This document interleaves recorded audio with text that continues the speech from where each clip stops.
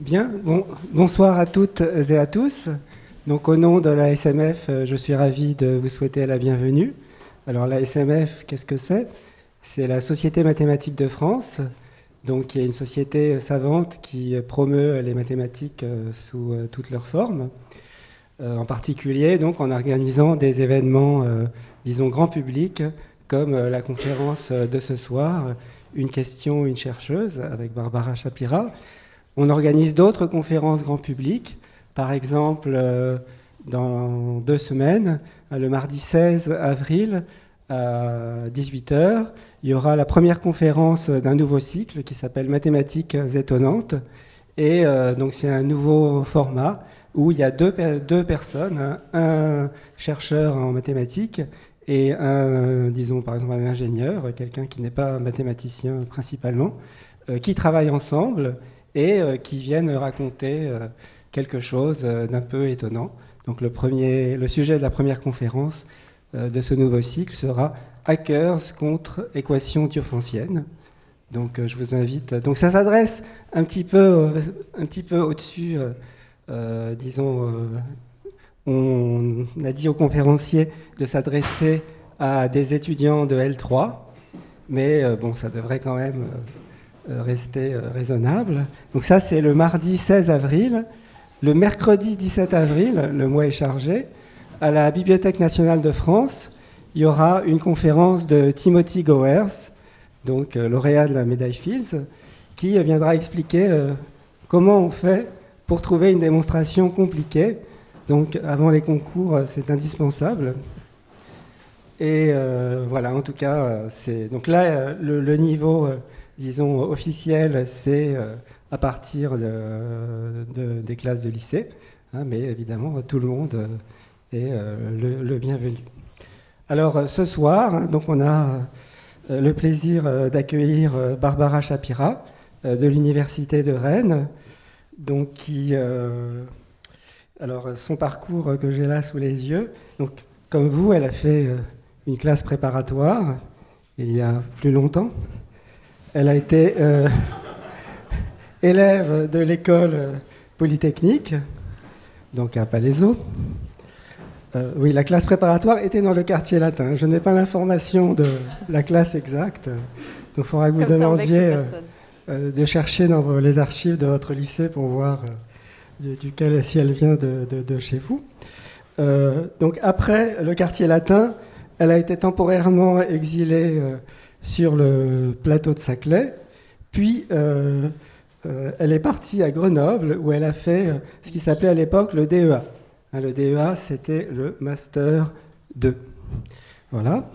Suite à son DEA, elle a fait une thèse à Orléans avec Martine Babillot.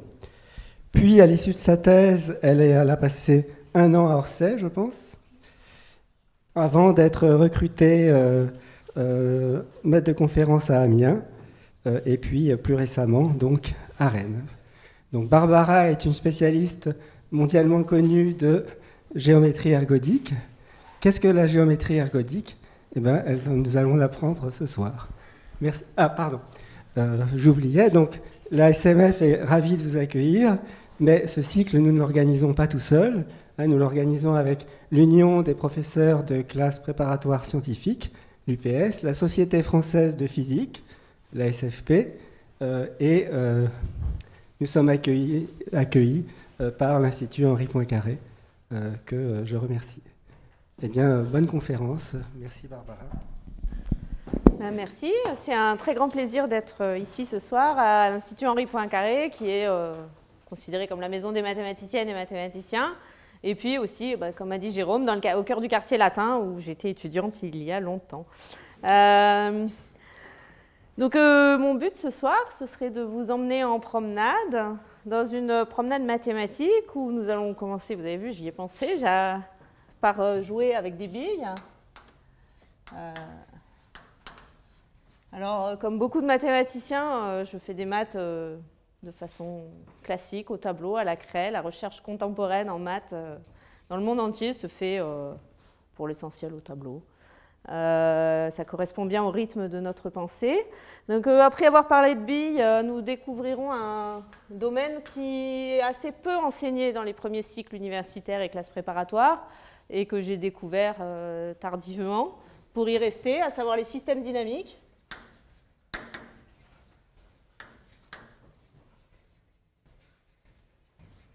En espérant vous donner envie de découvrir ça de façon plus approfondie. Au fil de l'exposé, nous parlerons de flow géodésique et de géodésique.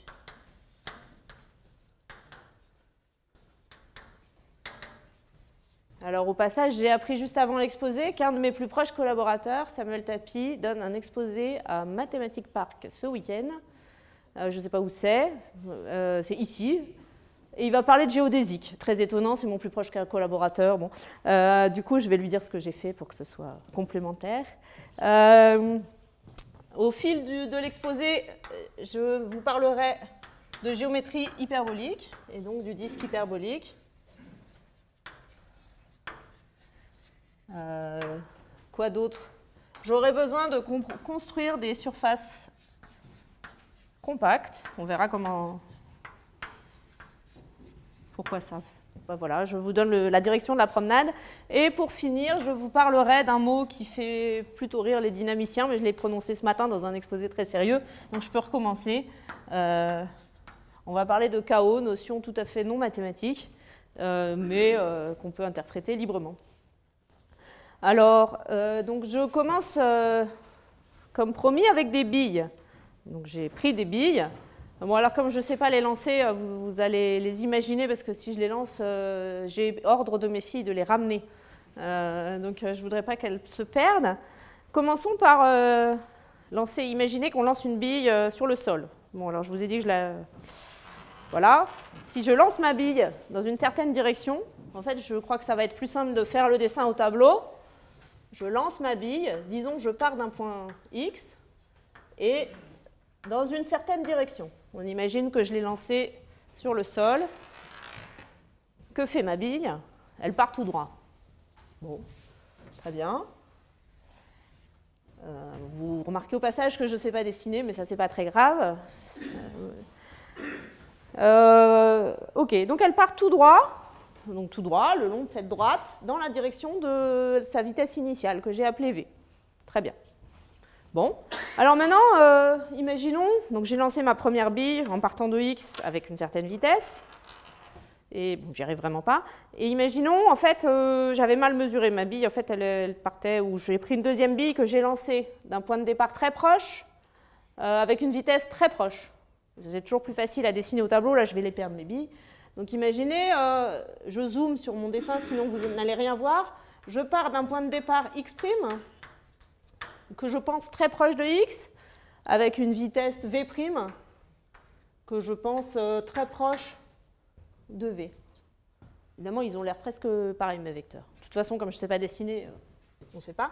Que va faire ma bille? La deuxième bille va suivre une trajectoire essentiellement... Peut-être que ces droites ne sont pas parallèles, mais enfin, si mes vecteurs sont extrêmement proches, ça ne se voit pas.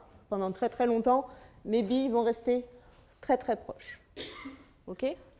Bon, ça c'est très bien. Je sais lancer des billes sur une surface plate. C'est pas palpitant. J'ai dit tout ce que j'avais à dire sur le sujet.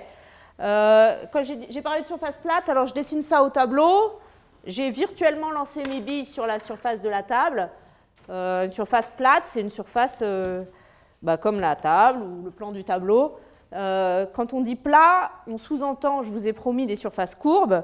Plat, c'est le contraire de courbe. Ou alors plus exactement, ce n'est pas complètement vrai. Si on veut rentrer dans les maths, une surface plate, ça veut dire une surface dont la courbure est nulle. Le plan, il n'est pas courbé. Vous y croyez? Je ne vous ai pas dit ce que c'était la courbure, et en fait, je vais tricher, je ne vais jamais vous dire ce que c'est que la courbure, mais vous serez d'accord pour dire que ma table ou la surface du tableau ne sont pas courbes, ou sont de courbure nulle. OK. Alors maintenant,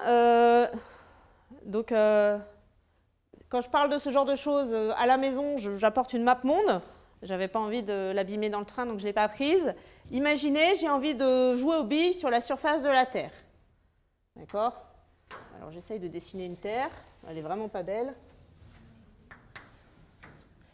Voilà, ça c'est la terre. Alors imaginez que notre terre elle est très très lisse et j'ai lancé ma bille et il n'y avait aucun frottement, donc en fait elle est partie tout droit, tout droit, tout droit et puis elle ne s'est jamais arrêtée. Alors en fait ce dessin là, que vous pouvez imaginer que vous l'avez prolongé, donc vous avez un point X, une direction de départ V et ma bille qu'est-ce qu'elle fait?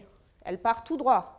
Sauf que tout droit, si vous marchez tout droit sur la surface de la Terre, il y a une BD qui est très bien, qui s'appelle le Géométricon, je ne sais pas si vous l'avez déjà croisé. Quand vous partez tout droit à la surface de la Terre, c'est ce que font les avions, hein, quand on va tout droit, bah, au bout d'un moment, on revient sur ses pas. D'accord ? Tout droit à la surface de la Terre, ça veut dire qu'on suit un chemin qui s'appelle une géodésie, qui est le plus court chemin entre deux points. C'est les trajectoires prises par les avions. Ce sont des grands cercles, et donc ma bille, peut-être je vais prendre des couleurs, sinon vous n'allez rien voir. Si je la lance tout droit, elle part tout droit, mais à l'échelle de la Terre, elle parcourt un grand cercle. Ce qu'on appelle grand cercle, ce sont les cercles qu'on obtient en coupant notre sphère avec un plan qui passe par le centre de la Terre. D'accord ? Et ce sont les chemins qui sont les plus courts chemins entre deux points sur la Terre. Très bien. Bon, que dire de plus ? Bah, la même chose, si je prends un point proche et un vecteur proche, que va faire ma bille ? Bah, elle va suivre une trajectoire proche. Proche en quel sens ? Alors, je ne sais pas si je vais réussir à faire un dessin. Donc, elle part, elle reste proche. Elle ne fait pas exactement la même trajectoire. Tac, tac, tac.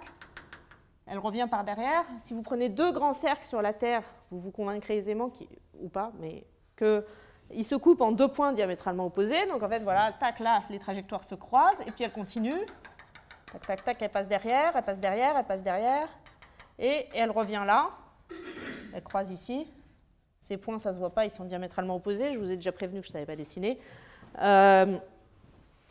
Et ce que vous pouvez observer, c'est que si les points de départ et les vitesses de départ étaient proches, alors en maths, on aime bien dire à epsilon près, ils sont proches à une distance epsilon. Epsilon, c'est chouette pour un truc petit. Et ben, ils vont rester proches d'une quantité qui va dépendre de epsilon pendant toute la trajectoire. D'accord ? Bon, ok. Ça, c'est tout à fait sympathique. Et alors, ma surface, elle, ma Terre, elle est courbe. D'accord ? Donc, ici, ça, c'est le plan, il est plat. C'est un peu absurde, dit comme ça, mais... Et la Terre, elle est courbe. OK ?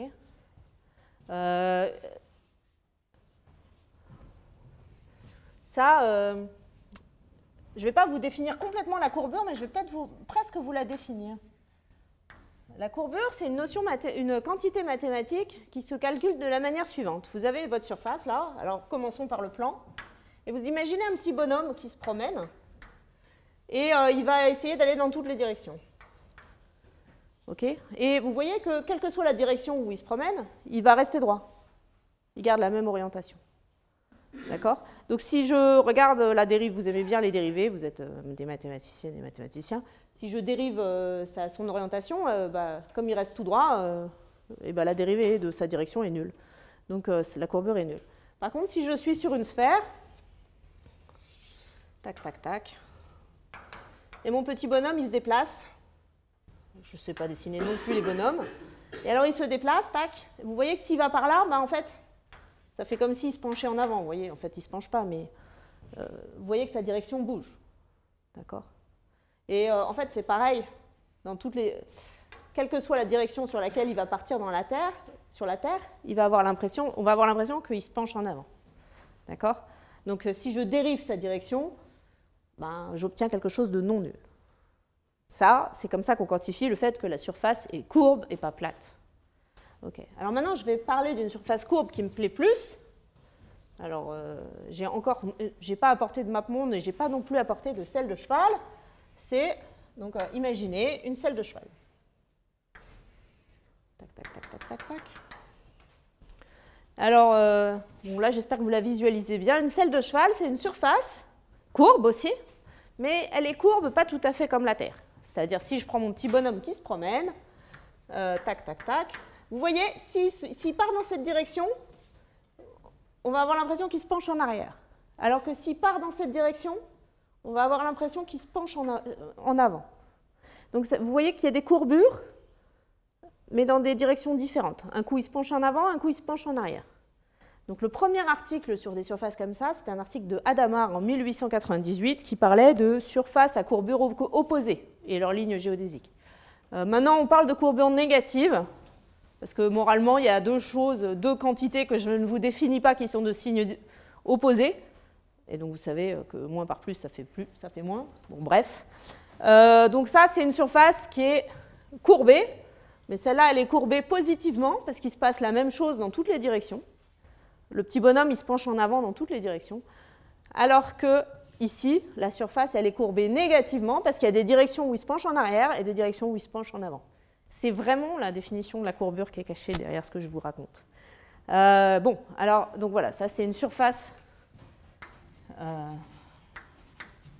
courbure positive.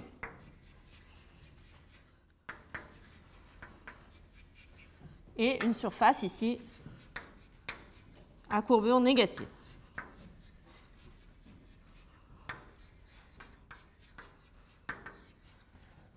Bon, alors, on veut toujours jouer aux billes. D'accord? Alors, imaginons ce qui va se passer si on joue aux billes. Alors, imaginez, par exemple, vous jouez aux billes sur la surface d'une selle de cheval. C'est assez une mauvaise idée dans l'absolu, mais c'est pas grave. Vous prenez un point de départ, par exemple, ici. Là, votre bille, elle est là. Et puis, imaginez, vous êtes à l'arrière de votre selle de cheval et vous voulez viser l'avant. Donc, vous allez viser par là, comme ça, tac. Que va faire votre bille? La bille va aller tout droit. D'accord? Sauf que dans la vraie vie, si vous essayez 100 fois, 1000 fois, en fait, de temps en temps, peut-être elle ira tout droit. Mais en fait, le plus souvent, statistiquement, on peut parier qu'un coup sur deux, en moyenne, elle va aller à droite, elle va tomber, et un coup sur deux, elle va aller à gauche. Pourquoi? Mathématiquement, je peux décrire le mouvement de façon très très précise. Si je la lance vraiment dans l'axe de ma selle de cheval et que je la lance vraiment tout droit, elle ira tout droit. Sauf que dans la vraie vie, je ne vais jamais la lancer pile tout droit. Je vais toujours faire une toute petite erreur. Un coup à gauche, un coup à droite. J'ai fait le contraire. Bref, donc tout ça pour dire que si je lance ma bille légèrement décalée et avec une vitesse légèrement différente, mais il faut imaginer légèrement de façon infinitésimale, avec un epsilon minuscule, d'accord? Et bien ma bille, elle ne va pas du tout aller tout droit, enfin si, elle va aller tout droit dans cette direction, mais elle ne va pas aller de l'autre côté de la selle de cheval, elle va tomber, tac. Et donc elle va s'éloigner très très vite, d'accord? Évidemment, si j'avais lancé de l'autre côté, elle serait tombée de l'autre côté. Et ça, c'est un exemple typique de mouvement qu'on dit chaotique. Le chaos en maths, une façon raisonnable. En vrai, on n'a pas de définition du chaos en maths, mais quand on parle de chaos, on entend un mouvement très sensible aux conditions initiales, comme celui-là. C'est un mouvement complètement déterministe. Ma bille, quand je la lance dans une certaine direction, elle va tout droit, mais n'empêche qu'une erreur minuscule au départ, enfin une différence minuscule de direction, va produire des trajectoires complètement différentes. Voilà pour les billes. Et donc, mon but dans cet exposé, je vais mettre les billes dans ma poche, comme ça je suis sûre de ne plus les oublier. Et je voudrais en fait mettre des mathématiques un peu plus poussées derrière tout ça. Vous expliquer un peu pourquoi est-ce qu'on s'intéresse à ces billes, qu'est-ce que c'est qu'un système dynamique, qu'est-ce que c'est qu'en particulier le flot géodésique qui est caché derrière mes dessins. Et vous expliquer qu'est-ce que les mathématiciens peuvent avoir envie d'étudier sur ce genre de choses. Très bien. Alors, les systèmes dynamiques. Donc là, je vais essayer... Tac, tableau... Non, c'est pas lui. Tableau 1.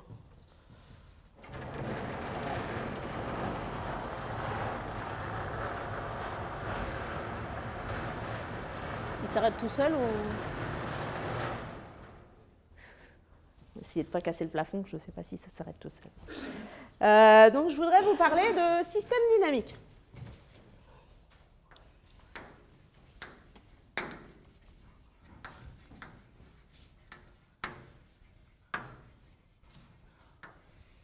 Alors, qu'est-ce que c'est qu'un système dynamique? C'est vraiment typiquement des maths que vous ne croisez pas en général en prépa ou en premier cycle universitaire. C'est pas tant que ce soit si difficile que ça et qu'il faille attendre des années, mais je dirais que c'est plutôt culturel. En France, le programme des premiers cycles universitaires et même de la première année de master est très conditionné par l'agrégation, ce qui n'existe pas dans d'autres pays, où l'ordre dans lequel on apprend les choses peut être plus variable. Donc voilà, tout ça pour dire que ce n'est pas quelque chose d'insurmontable. Un système dynamique, vous avez le mot dynamique. Dynamique, ça veut dire qu'il y a quelque chose qui bouge. Bon, alors il y a quelque chose qui bouge, où ça? Alors, c'est un domaine très vaste, où il y a des systèmes dynamiques qui sont de nature géométrique, arithmétique, analytique, topologique, mesurable.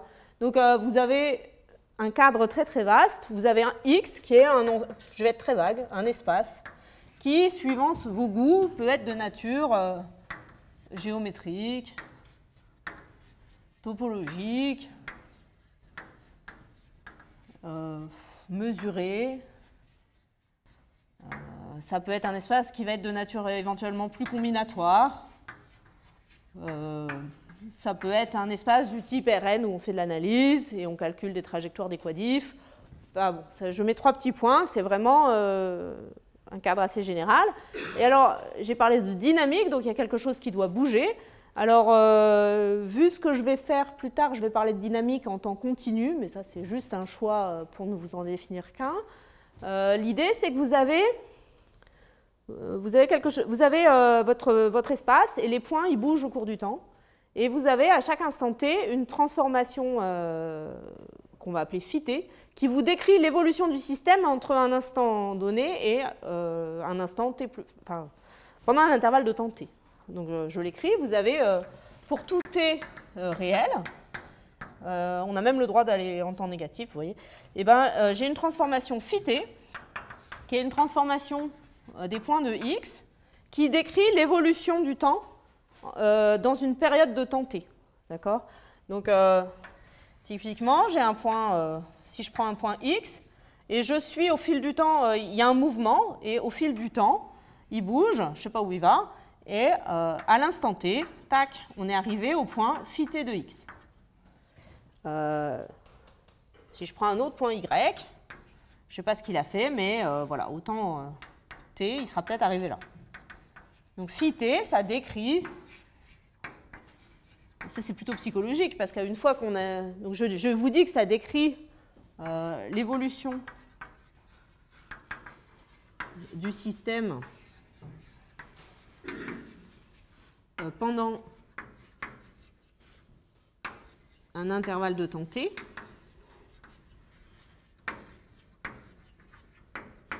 Donc ça, c'est, je vous dis, dire que t, c'est le temps, c'est psychologique, d'accord?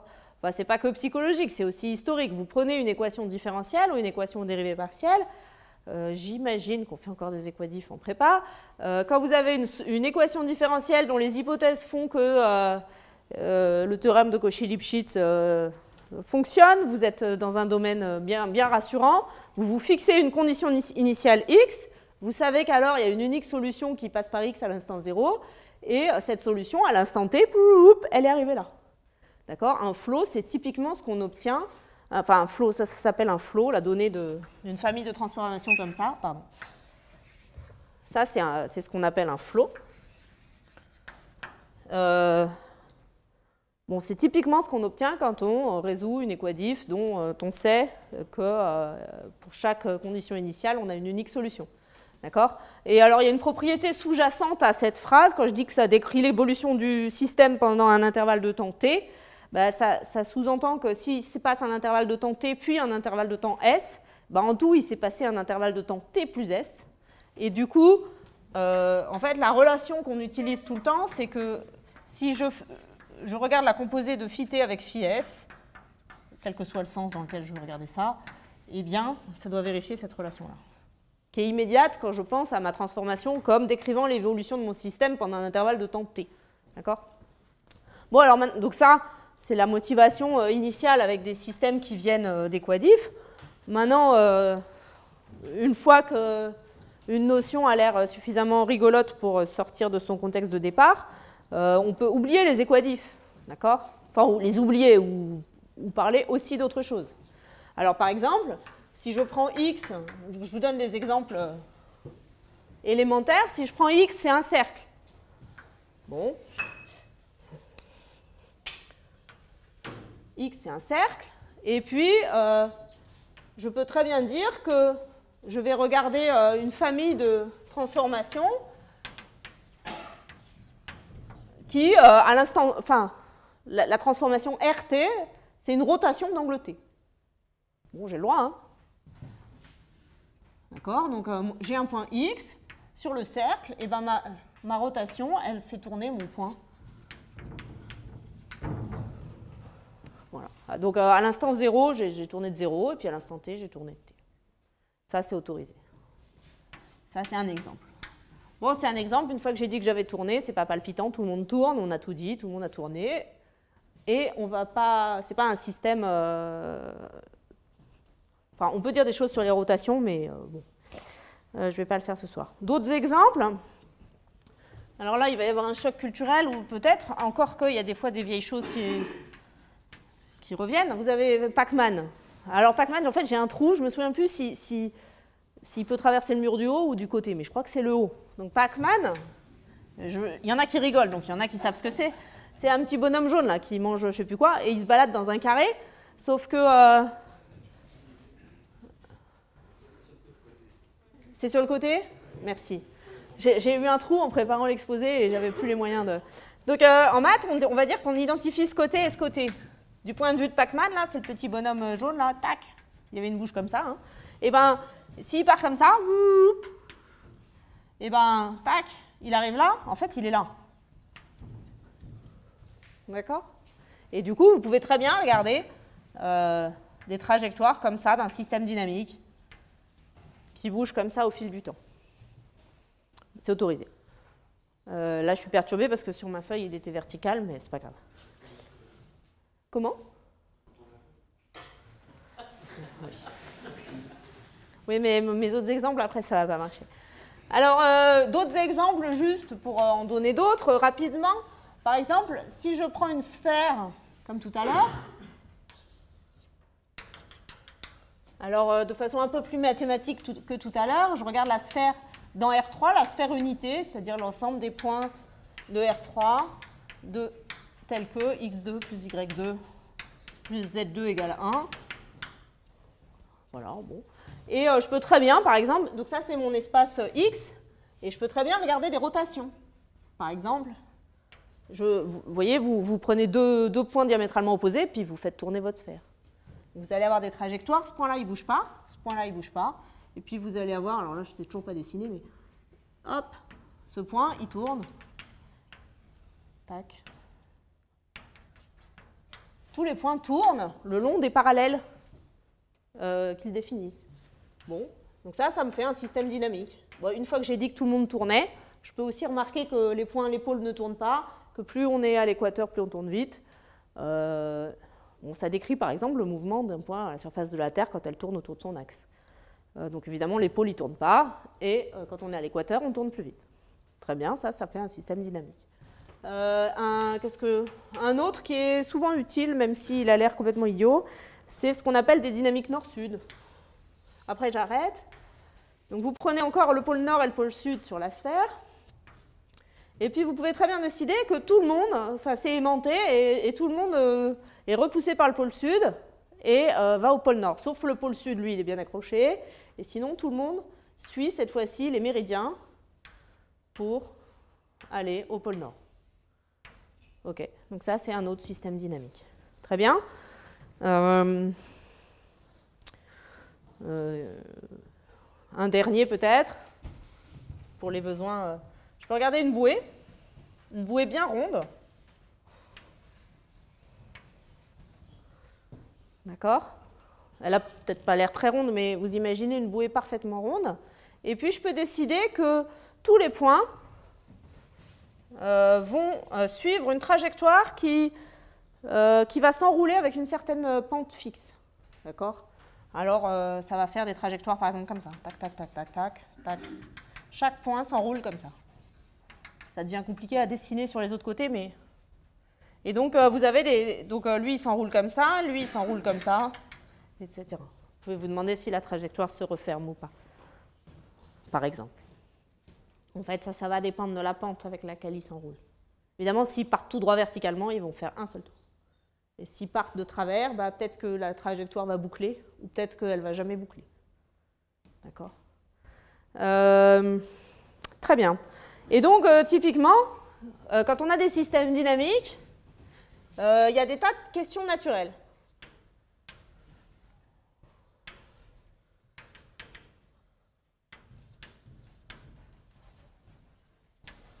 Alors, quand je dis qu'il y a des tas de questions naturelles, j'avais lu quelque part, je ne sais pas si c'est vrai ou pas, que les systèmes dynamiques... bon, alors, quand on publie des articles de maths, des articles de recherche, il y a des codes qui sont des codes de sujet. Et les codes correspondant au système dynamique permettent d'identifier les articles de système dynamique. Et bon, alors on a des outils de bibliométrie qui mesurent le nombre de publications et des tas d'indicateurs comme ça, qui sont plus ou moins douteux quand il s'agit d'évaluer la recherche, mais par contre, ça permet éventuellement étudier l'essor ou le déclin de certains sujets. Et j'avais lu qu'à la fin du XXe siècle, les systèmes dynamiques, c'était le domaine en plus grande expansion. Je ne sais pas si c'est vrai ou pas. En tout cas, que ce soit le domaine en plus grande expansion ou pas, on s'en fiche. Ce qui est sûr, c'est que c'est un domaine très vaste où il y a des tas de questions. Donc, je vous en présente quelques-unes, juste pour guider la suite de mon exposé, mais on peut se poser des tas de questions sur des tas de systèmes dynamiques précis. Alors, par exemple, on pourrait, la question la plus naïve, mais la plus naturelle au départ, c'est de décrire précisément les trajectoires.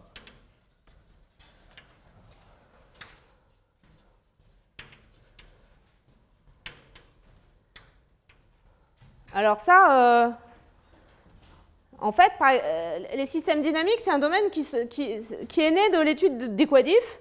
Et alors, enfin bon, pour le coup, moi j'ai un souvenir de quand j'avais votre âge, les équadifs, c'est un chapitre qui m'avait un peu traumatisé parce que, ok, on apprend le théorème de Cauchy-Lipschitz, et puis après, on apprend toute une série d'équadifs, où on dit, là, il faut faire ci, ça, ça, et puis pouf, la solution, c'est ça. Et il y a une sorte de catalogue, soit, et je me disais, mais pourquoi on nous apprend tous ces catalogues?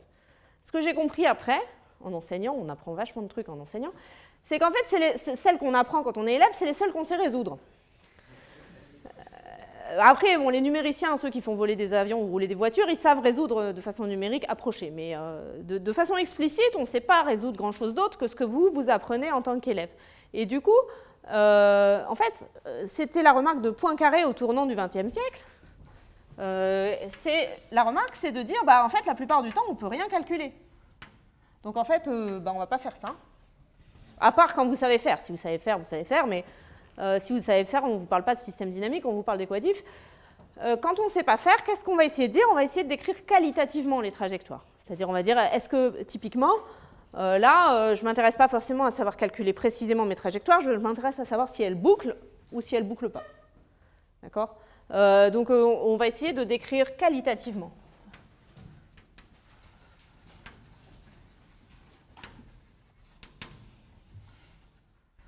Alors, qualitativement, ça c'est un mot fourre-tout, ça peut vouloir dire tout et n'importe quoi. Par exemple, on peut savoir, est-ce que... Qu'est-ce que j'ai mis comme exemple? Il n'y a pas d'exemple... Si, voilà. Bah, par exemple, pour cet exemple-là, on peut se demander, est-ce que mes trajectoires sont denses? Donc ça, je ne sais pas, je pense que c'est un mot que vous connaissez. Dense, ça veut dire, est-ce que ma trajectoire va remplir mon espace? D'accord? Ou pas?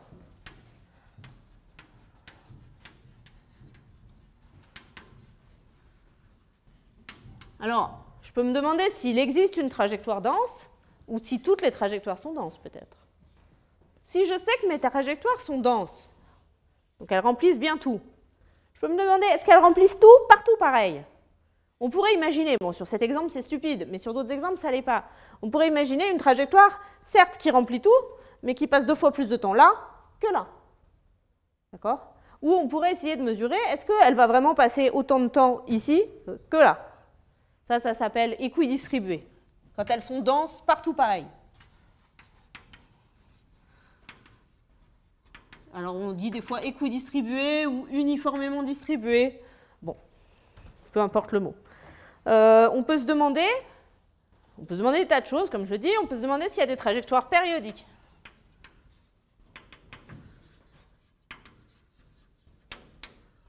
Typiquement, là, quand je regarde ces rotations sur la sphère, vous voyez que toutes les trajectoires sont périodiques. Même celle-là, d'une certaine façon, elle reste sur place, mais du coup, elle revient toujours sur elle-même, donc elle est périodique. C'est un peu trivial, mais c'est pas grave. On peut se demander des tas d'autres choses. On peut se demander, je reparlerai à la fin d'exposer d'autres questions concrètes qu'on peut se poser sur nos trajectoires de billes, mais on peut se demander si les trajectoires sont chaotiques ou pas. C'est-à-dire, est-ce que si je prends 2 points de départ très proches, mes trajectoires restent proches? Vous voyez que dans les exemples que j'ai dessinés là, en fait, ils ne sont pas du tout chaotiques. Une rotation, vous prenez 2 points très proches, ils vont tourner ensemble. Pac-Man, si vous prenez 2 petits Pac-Man qui partent côte à côte, ils vont rester côte à côte. Ici, vous prenez 2 points très proches, ils vont tourner quasiment, il y aura peut-être un léger décalage, mais ils ne vont jamais rester très très loin l'un de l'autre. Là, peut-être c'est le seul exemple, vous voyez. C'est pas complètement... Le seul truc, c'est qu'il peut y avoir ce point-là qui reste sur place, et si vous prenez un point qui est très proche de lui, il va s'éloigner. Mais à part ce point-là, si vous prenez 2 points très proches, ils vont prendre la même trajectoire, enfin des trajectoires très très proches. Donc si j'imagine que j'ai des lunettes qui ne voient qu'à epsilon près, aucun de ces systèmes n'est chaotique, à l'exception de ce petit point-là. Et ici, c'est pareil. En fait, vous prenez 2 points très très proches, que la trajectoire remplisse ou pas, ils vont voyager ensemble. D'accord? Donc tous ces systèmes ne sont pas chaotiques. Bon, alors il y a des gens qui étudient des systèmes dynamiques pas trop chaotiques. D'accord? Peut-être pas ceux qui sont au tableau, mais il y a des systèmes plus ou moins chaotiques.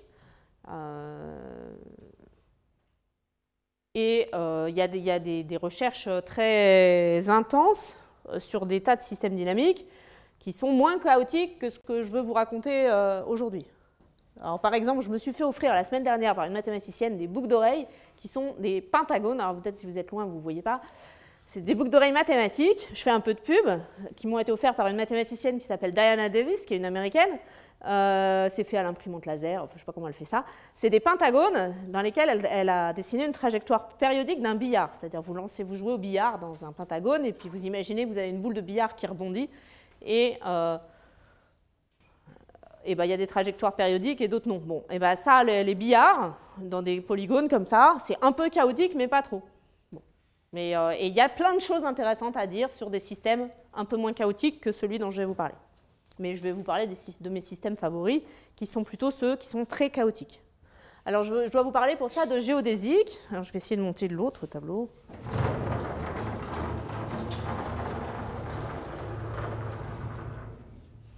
Donc je vais vous parler de flow géodésique maintenant.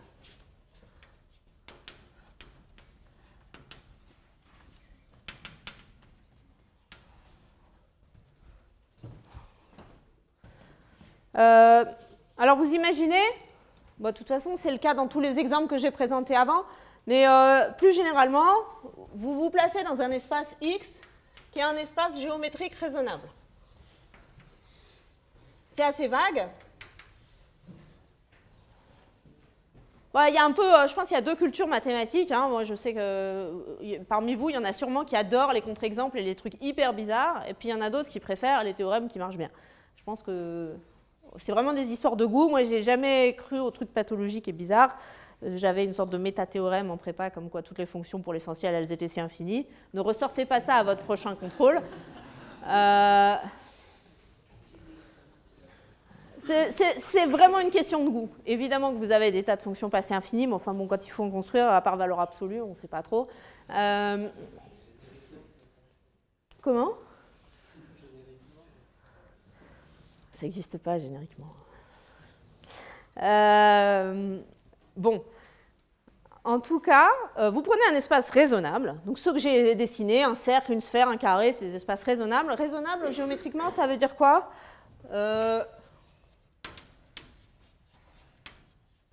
Ce que je veux entendre par là, c'est que si je prends 2 points, X et Y, je veux pouvoir dire qu'il y a un plus court chemin qui les joint.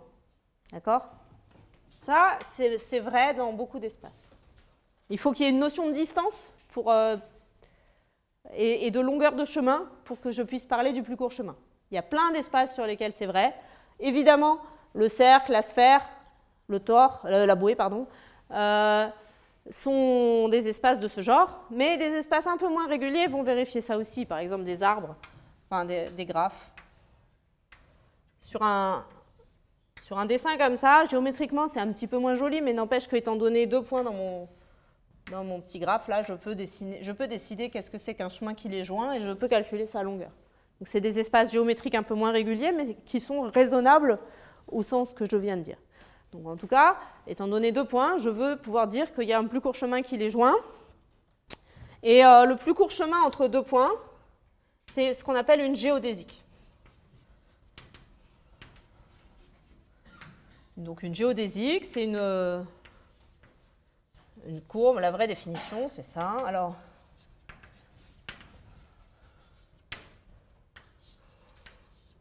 Alors ça, c'est la définition, j'ai appris récemment que c'était la définition du Larousse. C'est une courbe qui minimise la longueur entre ces points. Alors évidemment, c'est dans Larousse, donc c'est pas tout à fait juste. Mais pas loin, il faut dire, bon, c'est localement. Donc, je n'ai pas envie de rentrer dans ces détails-là. En tout cas, retenez, entre 2 points, il y a un plus court chemin. D'accord ? Et tous les espaces que j'ai dessinés sont comme ça. Bon, alors à partir de là... où est-ce que j'en suis? Il ne faut pas que j'oublie de définir quelque chose.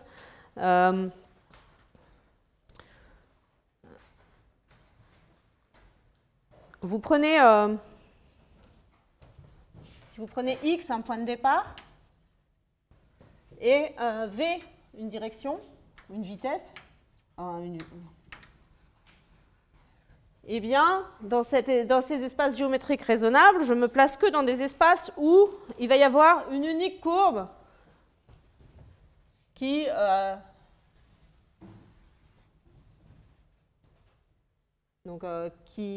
passe par X à l'instant 0 et avec vitesse V.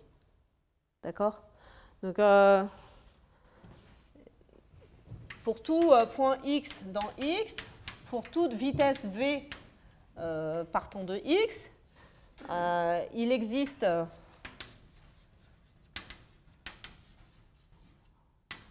un espace raisonnable, c'est un espace dans lequel je vais avoir une unique courbe. Donc c'est une courbe paramétrée. Alors ça, je ne sais pas si ça se fait encore en prépa. C'est une courbe, hein, c'est un chemin continu, même différenciable, tel que C de 0, à l'instant 0, je suis en X, et la vitesse en 0, bah, c'est V. D'accord? Donc moi, mon espace, il vérifie ça. Tous les espaces que j'ai décrits plus haut, ils sont comme ça. Et maintenant, je veux vous définir un système dynamique qu'on va appeler le flot géodésique, qui est le système qui décrit les trajectoires de mes billes. Là. Je les ai rangées, mais souvenez-vous ce qu'on a dit au départ, on a lancé des billes. D'accord? Donc, qu'est-ce que... Je suis en train de dire les choses dans le désordre par rapport à mes notes, c'est pour ça que je vais y arriver. Donc, le flot géodésique, qu'est-ce qu'il fait? Alors, il prend un couple XV. Le flot géodésique, je vais l'appeler GT, G pour géodésique. Il prend un couple XV. Il va prendre la géodésique associée. Il va la suivre jusqu'au temps T. Tac. Et à l'instant T, il va regarder le point C de T et la vitesse C' de T. Autrement dit, un couple XV, je vais associer le couple XT-VT, où XT, bah, c'est le point de la géodésique à l'instant T, et VT, c'est le vecteur vitesse de la géodésique à l'instant T. Alors vous voyez, c'est pas un... Il y a un petit truc, c'est qu'il ne va pas de X dans X, lui, il va de ce qu'on appelle de l'espace tangent à X. On note TX dans TX. Peu importe, c'est juste que un couple, un point, une vitesse, il associe un autre couple, un point, une vitesse. D'accord? Mes billes, quand j'ai étudié leur trajectoire, en fait, on dessine les points de la trajectoire, mais on peut aussi rajouter les vitesses. Si je connais la trajectoire, je connais les vitesses aussi, donc ce n'est pas très important. Et donc l'exemple, si je reprends les exemples de tout à l'heure, Ils sont où mes exemples? Si je réussis, je peux faire redescendre le tableau.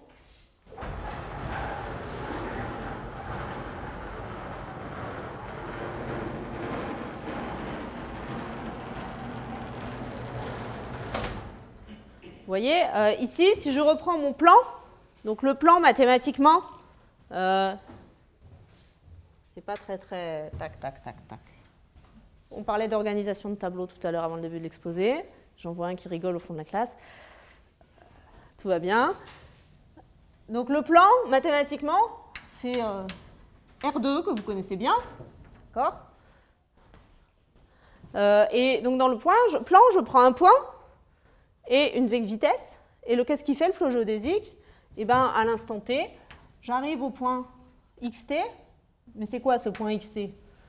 C'est l'image de x par la translation de vecteur v, enfin de vecteur tv. Donc en fait, j'étais parti du couple xv et je lui associe le couple x plus tv. Et puis, si je me balade à vitesse constante, bah, tac, je n'ai pas changé la direction. D'accord? Donc ça, c'est l'écriture mathématique du flot géodésique dans le plan. Très bien. Bon, alors ici, je peux définir donc la Terre, si je veux en parler mathématiquement. On a dit que c'était plutôt la sphère qu'on regarde. Bon, je l'ai déjà écrite, donc je n'ai pas de place. Donc voilà, c'est la sphère. Donc la sphère unité de R3. Et si je regarde, je me contente de regarder une seule trajectoire. Bon, je ne sais plus laquelle c'est. Tac. Je regarde ma trajectoire. Donc je pars d'un point X avec un vecteur V. En fait, la trajectoire, c'est le grand cercle. Et à l'instant T, ben, j'ai tourné, si V est un vecteur de norme 1, à l'instant T, j'ai tourné d'un angle T. Et donc le vecteur V, il est là, tangent à ce grand cercle. D'accord?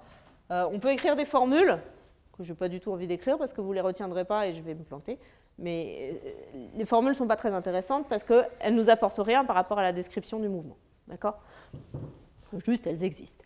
Alors, maintenant, dans la suite, si je continue mes trajectoires de billes, je voudrais vous parler de flot géodésique sur des surfaces comme la selle de cheval à courbure négative.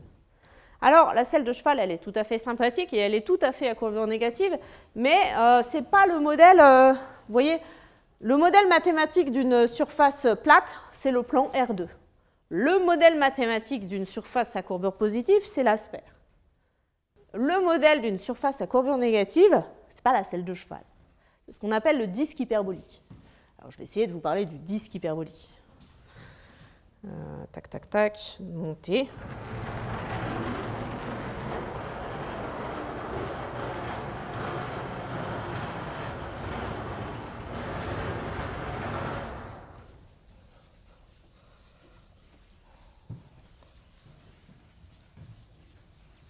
Un peu en retard, non?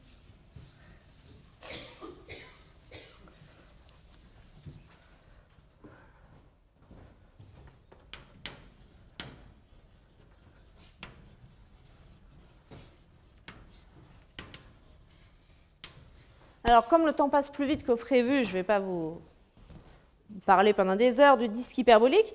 Peut-être juste, donc c'est un modèle mathématique pour la selle de cheval. Peut-être juste vous dire historiquement, il est apparu, l'espace hyperbolique, le plan hyperbolique, est apparu, je pense que la motivation principale pour les mathématiciens, c'était de trouver des espaces géométriques qui contredisent le 5e axiome d'Euclide. Je ne vais pas vous faire un cours sur les axiomes d'Euclide, mais les premiers axiomes d'Euclide, si un jour vous regardez, les tout premiers, le premier, le deuxième, je ne sais plus dans quel ordre ils sont, mais les tout premiers sont d'une très très grande simplicité. Ils vous disent essentiellement qu'il y a des segments, qu'il y a des droites, qu'il y a des cercles. Et le 5e axiome d'Euclide vous dit quelque chose de beaucoup plus élaboré. Il vous dit, étant donné une droite et un point qui n'est pas sur la droite, il existe une et une seule parallèle à la première droite qui passe par ce point. Ça, c'est le 5e axiome d'Euclide. Et donc, comme il est d'une nature plus compliquée, ce qu'on imagine volontiers, c'est que les mathématiciens ont essayé de le démontrer, puis comme ils n'y arrivaient pas, ils ont essayé de l'enlever. Et c'est comme ça qu'est apparu le plan hyperbolique. Alors en fait, Donc il est apparu au XIXe siècle, à une époque où les correspondances et les voyages étaient difficiles, donc il n'y avait évidemment pas Internet, aucun réseau social, mais les voyages eux-mêmes étaient difficiles et les correspondances étaient lentes. Et donc l'histoire dit que les premiers à avoir écrit des choses probablement publiées sur le plan hyperbolique, c'était un mathématicien russe, Lobachevsky, et un autre, Bolyai, un hongrois, au milieu du XIXe siècle. Et en fait, il y a 10 ou 20 ans entre les deux, mais une fois encore, on ne connaît pas forcément le mathématicien du pays d'à côté. Et surtout, Bolyai, un mathématicien hongrois, son père était ami de Gauss, son père ou son oncle, enfin, était ami de Gauss, on appelle le prince des mathématiciens, et du coup, lui, il avait dû envoyer ses travaux à Gauss, où il avait dû... Enfin, Gauss avait entendu parler des travaux du jeune Bolyai, et alors... donc il paraît que Gauss aurait dit, je ne sais pas si c'est vrai, mais Gauss aurait dit un truc du genre ah ouais, c'est pas mal, j'ai fait ça il y a 20 ans. Ce qui en fait était un compliment, parce que bon, voilà, mais donc Gauss il avait ça dans ses tiroirs, mais ça n'a jamais été publié. Et en France, bon, on est en France, alors on appelle ça le disque de Poincaré. Mais Poincaré, c'est à la fin du XIXe siècle. Alors je vais quand même vous lire une phrase de Poincaré qui est extraite d'un joli texte, qui est, je pense, accessible pour vous, qui est un texte d'Étienne Gis, qui est sur sa page, hein, qui s'appelle Poincaré et son disque, qui est là. Donc en fait, je ne suis jamais allée lire l'original de Poincaré, c'est pas bien. Mais donc c'est une phrase extraite, si j'en crois Étienne Gis, de La science et l'hypothèse de Poincaré, et qui vous dit la chose suivante. Donc vous avez un disque, et qui se note D comme ça, et alors imaginez, je vous lis des extraits. Supposons un monde renfermé dans un grand cercle et soumis aux lois suivantes. La température n'y est pas uniforme, elle est maximale au centre et elle diminue à mesure qu'on s'en éloigne pour se réduire au zéro absolu quand on atteint le cercle où ce monde est renfermé. Bon. Alors, je précise davantage la loi suivant laquelle varie cette température, soit R, le rayon du cercle limite, soit R, la distance du point considéré au centre de ce cercle, la température absolue sera proportionnelle à grand R carré moins petit r carré. Je supposerai de plus que dans ce monde, tous les corps aient le même coefficient de dilatation, de telle façon que la longueur d'une règle quelconque soit proportionnelle à sa température absolue. Je préfère dessiner des bonhommes. C'est un aparté. Donc là, vous avez un bonhomme, et puis les bonhommes, ils deviennent de plus en plus petits. Mais là, ils sont de taille nulle. Je supposerai enfin qu'un objet transporté d'un point à un autre dont la température est différente se met immédiatement en équilibre calorifique avec son nouveau milieu. Rien dans ces hypothèses n'est contradictoire ou inimaginable. Un objet mobile deviendra alors de plus en plus petit à mesure qu'on se rapprochera du cercle limite. Observons d'abord que si ce monde est limité au point de vue de notre géométrie habituelle, il paraîtra infini à ses habitants. Quand ceux-ci, en effet, veulent se rapprocher du cercle limite, ils se refroidissent et deviennent de plus en plus petits. Les pas qu'ils font sont donc aussi de plus en plus petits, de sorte qu'ils ne peuvent jamais atteindre le cercle limite. Bon, après, ça continue, mais je vais m'arrêter. Et évidemment qu'on peut faire les calculs qui sont tout à fait accessibles, mis à part que ce n'est pas des choses qu'on apprend classiquement dans les premiers cycles universitaires. Si vous êtes curieux de géométrie hyperbolique, je vous recommande ce texte. Et donc, en fait, si vous prenez 2 points dans ce disque hyperbolique, tous les calculs peuvent se faire explicitement. Vous voulez trouver le plus court chemin de l'un à l'autre, vous voyez que quand on est près du bord, on est froid et on avance tout doucement parce qu'on fait des tout petits pas. Alors du coup, on a intérêt à se rapprocher du centre. Mais après, c'est des problèmes d'optimisation. Si vous vous rapprochez trop près du centre, vous perdez trop de temps. Et donc en fait, les géodésiques, tout ça se calcule explicitement. Il y a bien sûr des formules qui n'ont pas d'intérêt ce soir. Les géodésiques entre 2 points, ce sont les arcs de cercle.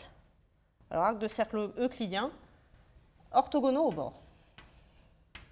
Comme ça, tac. Et l'idée, c'est que, vous voyez, vous repartez vers le centre pour vous réchauffer, mais pas trop quand même, parce que sinon vous perdriez trop de temps.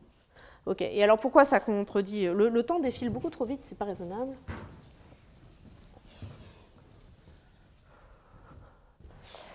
Ce qui est important dans ce disque hyperbolique, c'est comprendre pourquoi c'est la même chose que la selle de cheval. Ce qu'il faut comprendre, c'est que donc les géodésiques, ce sont les arcs de cercle, comme ça. et également les diamètres. Et donc, vous voyez, si vous prenez deux points et deux directions très très proches, comme ça, vous voyez, ben, en fait, il y en a un, il va tout droit par là, puis l'autre, il suit un arc de cercle. Bon, alors là, je ne sais toujours pas dessiner, je triche, ça c'est orthogonal, c'est pour exagérer un peu ma figure. D'accord? Ce qui m'intéresse ce soir, même si l'heure avance trop vite, c'est d'étudier le flot géodésique sur ce disque hyperbolique. Donc en fait, le flot géodésique, il prend des couples, un point, un vecteur, et il leur associe un point, un vecteur,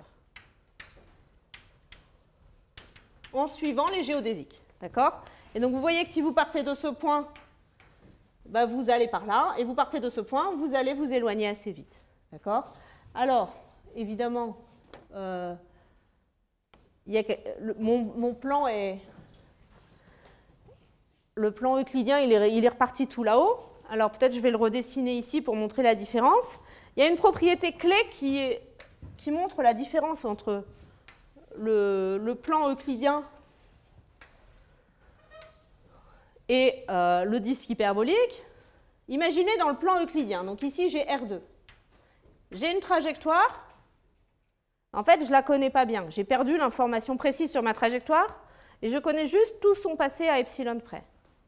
Donc en fait, je connais tout son passé à epsilon près. Donc je sais que je suis dans un petit tube là autour de...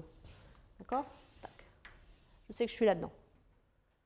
Et bien dans le plan, vous pouvez remarquer que si je connais tout le passé à epsilon près, ben en fait je connais aussi tout le futur à epsilon près. Il ne peut rien se passer, je vais tout droit. Donc si je sais que j'étais dans ce tube, je continue dans le même tube. Maintenant regardez ce qui se passe du fait de la géométrie hyperbolique. Imaginez, j'ai perdu mon information sur ma trajectoire. Je sais juste que j'étais dans ce petit voisinage-là, epsilon d'une certaine... J'ai juste gardé l'information à epsilon près. D'accord? Et bien là, il peut se passer des choses phénoménales. Ce qui peut se passer, c'est des tas de choses. Je peux, sachant que j'étais dans ce petit tube, peut-être que je peux aller tout droit, bien sûr. Mais en fait, je peux aller à des tas d'endroits différents. C'est aussi ça qui fait que ça contredit le 5e axiome d'Euclide. Il y a des tas de géodésiques qui ont le même passé et qui partent à des tas d'endroits différents et qui ne se coupent pas. Elles se rejoignent en ce point, mais qui n'est pas dans l'espace, qui est à l'infini. Et donc, en fait, vous voyez, rien que dans ce dessin, vous comprenez pourquoi le flot géodésique dans le plan euclidien, il n'est pas chaotique, alors que le flot géodésique dans le disque hyperbolique, il est chaotique. Bon, évidemment, c'est une démonstration de rien du tout, mais n'empêche que toutes les preuves de théorèmes très sophistiqués dans le plan hyperbolique utilisent ce fait que, étant donné un point du bord qui représente un passé, et un autre point du bord qui représente un futur, ben, je peux trouver une géodésique de l'une à l'autre, et que, étant donné un passé, je peux avoir plein de futurs différents. Et ça, le chaos, il est déjà là-dedans. Bon, alors, le fait est que décrire le flot géodésique dans le disque hyperbolique ou dans le plan euclidien, bon, c'est sympathique, on l'a fait, mais après, du point de vue des systèmes dynamiques, c'est pas palpitant non plus. C'est-à-dire que, vous voyez, dans le disque hyperbolique, j'ai déjà tout dit. Je prends un point, une direction, je vais tout droit à l'infini, c'est chaotique, point. Toutes les trajectoires viennent de l'infini, vont à l'infini. Bon, une fois qu'on a tout dit, on change de question. Alors, il se trouve que en maths, on aime bien, alors je me sens un peu arnaquée en disant ça parce que c'est pas forcément mon cas, mais on aime bien souvent travailler sur des espaces compacts. Il se trouve que le cœur de ma recherche est de travailler sur des espaces non compacts. Donc c'est pour ça que je... Mais n'empêche que historiquement, les premiers résultats viennent toujours avec des hypothèses de compacité. Vous savez que la compacité, ça permet de tuer tous les théorèmes et d'avoir plein de choses qui convergent et que c'est formidable.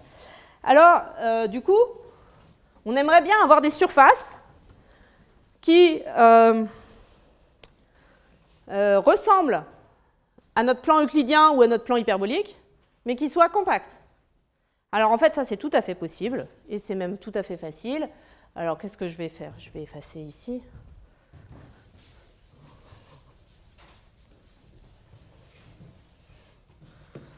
Alors, comment est-ce qu'on fait dans le plan euclidien?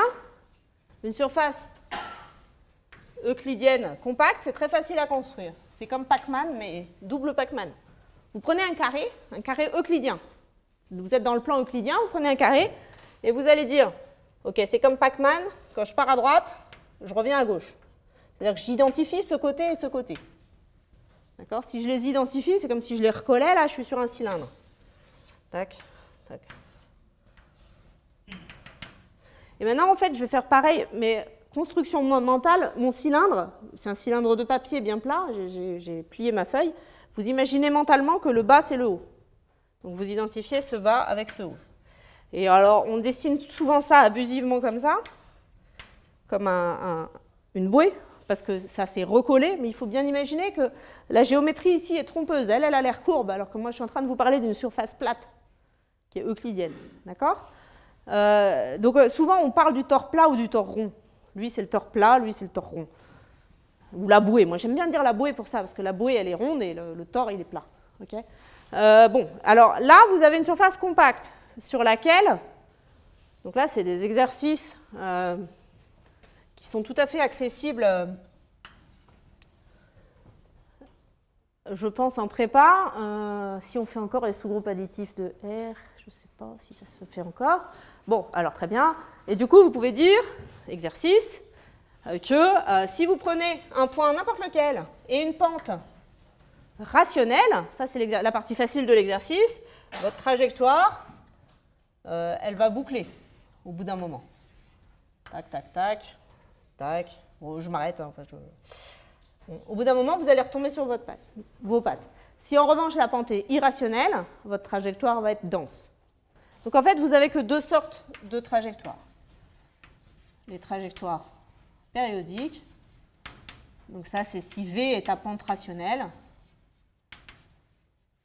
Et les trajectoires denses. Si V est à pente irrationnelle. Voilà. Et maintenant, en fait, il se trouve qu'on peut faire le même principe et construire des surfaces hyperboliques compactes. Le principe, c'est de faire comme avec des carrés, sauf qu'on fait ça avec des polygones qui ont plus de côtés. Alors, on peut faire ça avec, par exemple, le plus simple, c'est de faire avec un octogone. 1, 2, 3, 4, 5, 6, 7, 8. En fait, en géométrie hyperbolique, on peut faire des octogones à angle droit. C'est absolument génial, la géométrie hyperbolique. Tac. Donc là, vous avez des octogones à angle droit. Et petit exercice mental de topologie. Alors, on va identifier ce côté avec ce côté, ce côté avec ce côté, celui-là avec celui-là, et celui-là avec celui-là. Et si vous faites ça par moitié, vous vous convaincrez, bon, je vous laisse, ça c'est un très bon exercice mental, vous convaincre que topologiquement, vous obtenez une bouée à 2 trous. Si vous avez 2 enfants, c'est pratique, vous les mettez dans la même bouée d'un coup. Si vous avez 3 enfants, vous prenez 12 côtés, vous allez avoir 3 trous, et vous allez avoir une bouée à 3 trous. Vous pouvez faire ça avec autant de trous que vous voulez, vous pouvez avoir autant d'enfants que vous voulez. Enfin bon, c'est un peu fatigant. Hein? Un seul, c'est plat, ouais. Je suis déjà en retard. Bon, bref. Et donc, vous avez des surfaces hyperboliques. Donc, ma surface S, qui est une surface hyperbolique. Vous pouvez regarder le flot géodésique. Alors, comme je disais depuis tout à l'heure, ça vit sur ce qui s'appelle le fibré tangent, c'est-à-dire c'est les couples un point, un vecteur. Et ça, c'est le modèle, depuis Hadamard en 1898, c'est le modèle de système dynamique chaotique. C'est le grand modèle géométrique. Il y a un grand modèle symbolique, mais c'est le modèle sur lequel on travaille le plus. Et donc, c'est un système dynamique chaotique. Et alors, l'heure a tourné évidemment beaucoup plus vite que ce que je voulais, mais peut-être que je vais juste énoncer une propriété qui est liée au dessin que j'ai fait et qui est où? Que je viens d'effacer? Oui, que je viens d'effacer. Donc, c'est le plus chaotique des systèmes dynamiques, c'est-à-dire que c'est celui sur lequel on attend que toute propriété révélant du chaos va être vraie sur ce système-là, d'accord? C'est l'archétype de système chaotique. Et le chaos, ça veut dire en particulier, vous voyez, c'était le dessin que j'ai fait tout à l'heure, que le passé et le futur, vous voyez, connaître le passé à epsilon près, ça ne me dit rien sur le futur. il y a une très grande incertitude sur les trajectoires. Et en fait, ça ressemble, alors je ne sais pas si les choses ont changé, de mon temps on ne faisait pas de proba en prépa, je ne sais pas si ça a beaucoup changé, mais vous avez peut-être quand même croisé la notion d'indépendance.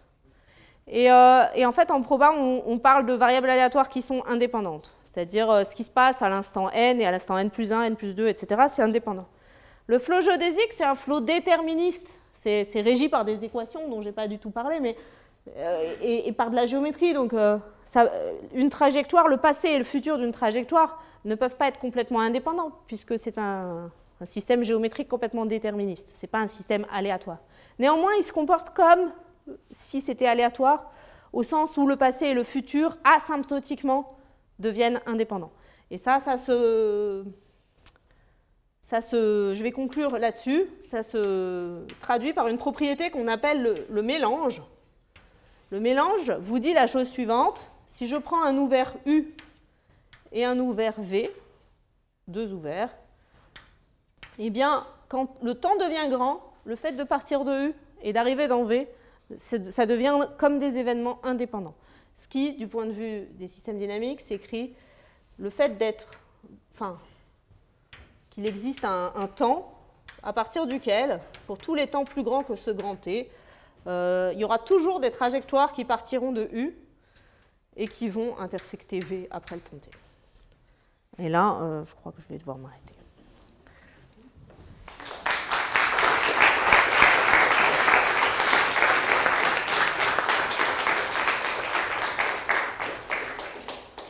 Alors c'est le moment des questions. Donc juste une règle, il faut le micro, parce que sinon c'est filmé et on n'entend rien. Voilà. Alors, première question. C'est la première la plus dure.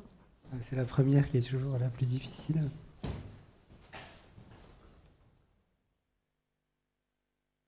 Alors, je vais te la poser. Qu'est-ce qui t'a attiré dans les systèmes dynamiques? Parce que tu dis que tu ne l'as pas appris en prépa, par exemple.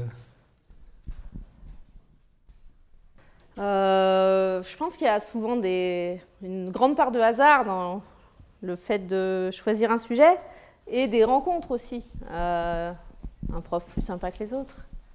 Pierre Arnaud, pour ne pas le citer. Aussi, je crois que j'aimais bien, quand j'étais en prépa, j'aimais bien l'algèbre et la topologie. Et puis plus tard, ça m'a paru... En fait, je pense que la topologie, j'ai pas l'esprit à ça. Et l'algèbre, on en fait très peu à l'école polytechnique, peut-être c'est ça aussi. Je sais pas, enfin, j'ai perdu l'attrait. Et les systèmes dynamiques, c'était rigolo, enfin, c'est des choses complètement nouvelles. Après, il y a des parts de hasard. Je pense que si j'avais découvert les probas, à l'époque, on ne faisait pas de probas à Polytechnique. Enfin, pas dans le parcours maths fondamental. Je ne dis pas que j'aurais pas fait de proba. Enfin, bon, il y a plein de domaines supérieurs en maths, donc il y a une part de grand hasard dans le choix d'un sujet. Alors, deuxième question.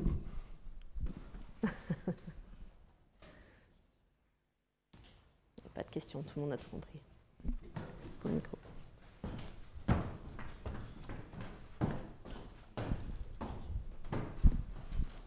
C'est juste parce que je ne sais pas ce que c'est un ouvert, si vous pouvez m'expliquer. Un ouvert, un ensemble.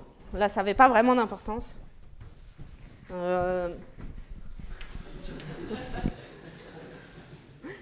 Alors, je peux quand même répondre à la question si tu veux, mais là, c'est vraiment l'idée, je pars d'un ensemble U, je veux arriver dans un ensemble V, au bout d'un moment, je sais qu'il y aura toujours des trajectoires qui vont faire ça, donc c'est vraiment le fait de partir d'un endroit et d'arriver à un autre, ça devient des choses indépendantes.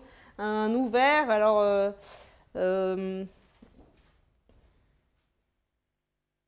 c'est une propriété... plus les ouverts en prépa. Une boule ouverte, c'est une boule... Enfin, un ouvert, c'est un ensemble tel que à chaque fois que je prends un point dedans, et ben, il y a une toute petite boule autour qui est incluse dans mon ensemble.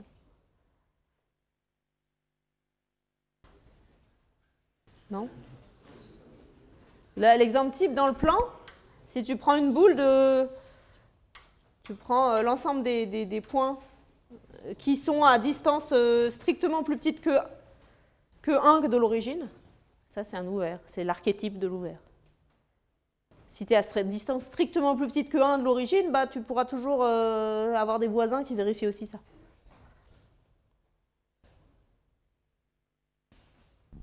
Mais c'est pas très important pour ce que je viens de dire. Oui, d'autres questions? Est-ce que vous auriez un exemple d'espace non raisonnable?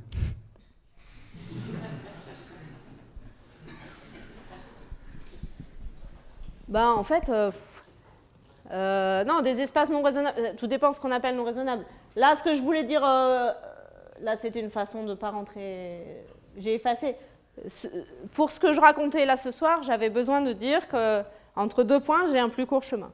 Ce qui est une propriété qui dit en particulier que dans mon ensemble, j'ai une notion de distance. D'accord ? Et que cette distance, elle est réalisée par des chemins. Et par exemple, il y a un ensemble qui n'est pas du tout déraisonnable, mais sur lequel je ne peux pas parler de chemin, mais que vous avez dû pour beaucoup croiser. Vous construisez l'ensemble de Cantor.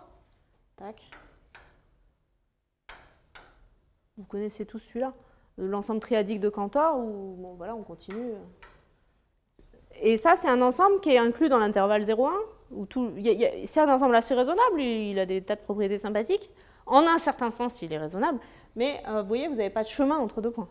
Je ne peux pas relier ce point avec ce point. Il est totalement déconnecté. Donc, quand on fait de la géométrie, enfin, c'était raisonnable au sens de la géométrie. Après, le mot raisonnable dépend du contexte. Si vous voulez faire des probas, vous avez besoin d'un espace qu'on appelle mesuré. Les topologues, ils aiment bien l'espace de Cantor. Ouais. Non, mais je me souviens d'avoir eu un cours de topologie en DEA, donc Master 2, et il y avait une hypothèse où il fallait que l'espace soit toujours semi-localement simplement connexe. Et en fait, je crois qu'il a fallu attendre 7 semaines de cours avant que le prof daigne nous construire je dirais pas qui c'est, un espace qui n'était pas semi-localement simplement connexe. Et bon, là, on était dans de la pathologie pure, c'est pas mon truc, mais c'est tout à fait légitime comme sujet d'étude. Une question? Oui?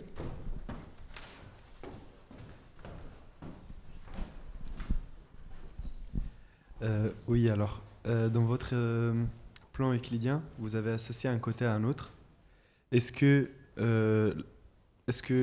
en fait, plutôt, qu'est-ce qui se passe si l'un des 2 côtés est plus petit? Alors, en fait, quand on dit qu'on associe, mathématiquement, ce qu'on est en train de faire, et ça, je ne suis pas sûre que ce soit une notion... Est-ce que vous avez entendu parler de quotient? Non? Je vois des têtes qui s'agitent. Mais ce qu'on est en train de dire, c'est que vous êtes dans R2.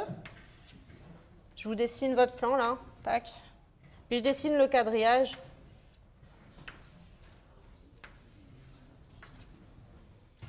Et en fait, ce qu'on est en train de dire en disant qu'on identifie ce côté et ce côté, en fait, on est en train de faire quelque chose de plus général. On est en train de dire, si je prends un point x, y du plan, et que je prends un point, je sais pas moi, x plus ma coordonnée x, je lui ajoute un entier, et ma coordonnée y, je lui associe un entier. Je suis en train de dire en fait que je les identifie. C'est-à-dire deux points qui sont images l'un de l'autre par une translation horizontale entière ou une translation verticale entière, je les identifie. Donc j'ai fait des translations horizontales ou verticales d'une distance entière. Et les translations, ça a une propriété, alors je sais bien que la géométrie, vous êtes d'une génération qui a fait peu de géométrie, mais malgré tout, les translations, c'est pas si méchant. Les translations, ce sont des isométries. Précisément, ça préserve les distances et les longueurs. Donc cette longueur-là est envoyée sur ce côté, par translation, est envoyé sur un côté de cette longueur-là. Et en fait, du coup, c'est facile de comprendre la géométrie de l'espace qu'on obtient.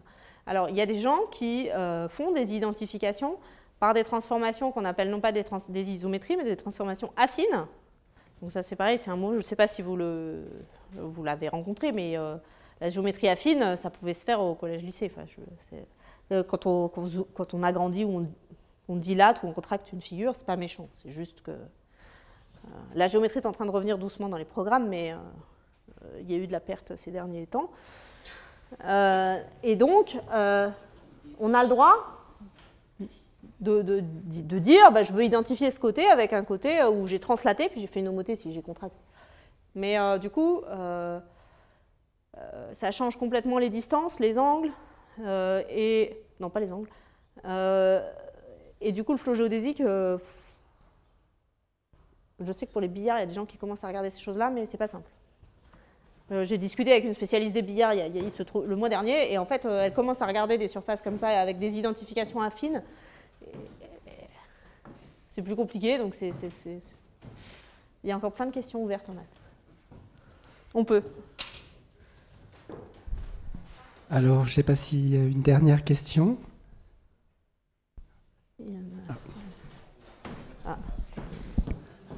Il y en avait une derrière, tu l'as raté. Je peux répondre aux questions aussi sur le micro après. Merci. Bonsoir. J'aurais voulu savoir comment est-ce qu'on détermine si un système sera déterministe ou chaotique. Alors, c'est pas contradictoire en fait. Déterministe, c'est un mot qui signifie que votre système, enfin c'est plutôt par opposition à la mécanique quantique qu'autre chose, et en fait un système déterministe ou au proba, déterministe ça veut juste dire que en fait votre système, si je connais tout dessus à l'instant initial, je connais tout dessus dans le futur. D'accord ? Et pour le flow géodésique, c'est ce qui est beau dans ce système, il est totalement déterministe. Il est régi par des équations c'est un flow qu'on appelle hamiltonien. Enfin bon, il y a des équations qui le décrivent. Il est tout à fait déterministe au sens où si je sais tout de mon point de départ et de ma direction de départ, je sais tout dans le futur. Et ce qu'on appelle chaos, c'est une dépendance aux conditions initiales. C'est-à-dire si je prends deux trajectoires extrêmement proches, elles partent à une distance 1 millionième l'une de l'autre, avec une vitesse qui diffère d'1 millionième.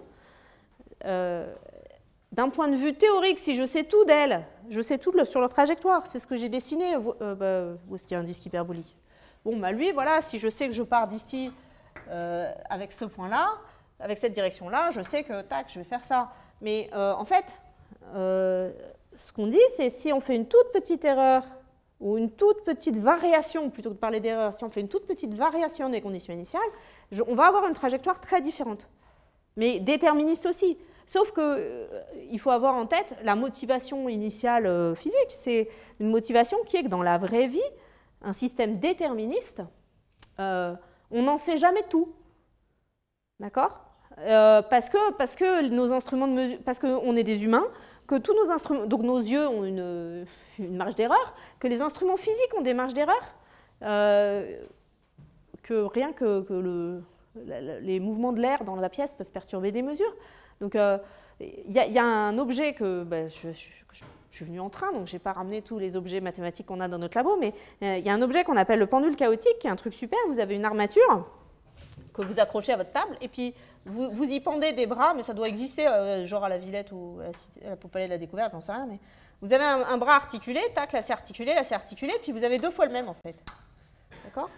C'est des bras articulés. Et puis alors vous les lancez, et vous les lancez pareil.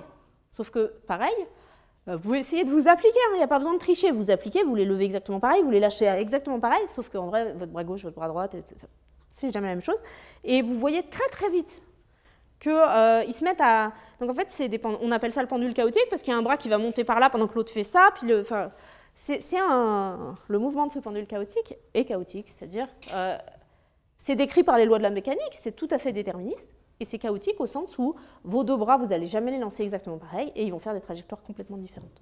Et la selle de cheval et la courbure négative, enfin le monde hyperbolique, c'est un modèle géométrique du chaos, au sens où on voit bien sur la selle de cheval qui est là-haut comment la courbure négative fait qu'une trajectoire part d'un côté pendant que l'autre part de l'autre. Et ça ne s'oppose pas.